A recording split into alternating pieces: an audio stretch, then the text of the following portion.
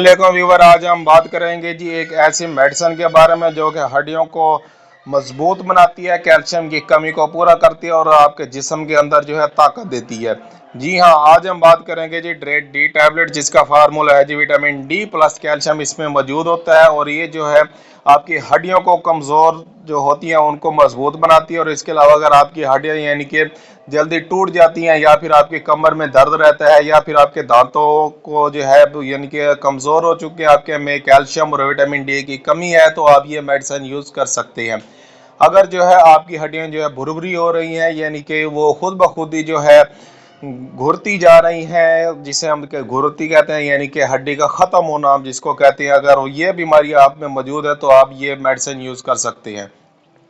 इसकी जो डोज है वो है जी हफ्ते में आपने एक मेडिसिन यानी कि एक टैबलेट का इस्तेमाल करना होता है और ये जो आपने 4 हफ्ते यानी कि 1 महीने तक आपने इसको इस्तेमाल करना है।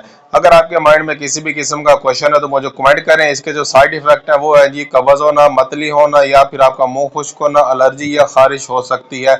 इस सूरत में जो है आपने इसका इस्तेमाल रोक देना है और डॉक्टर से मशवरा करना है या फिर जो है मुझे कमेंट लाजमी करना है। अगर आपके माइंड में किसी भी किस्म का क्वेश्चन है तो मुझे कमेंट करके लाजमी बताएं। अल्लाह हाफिज़।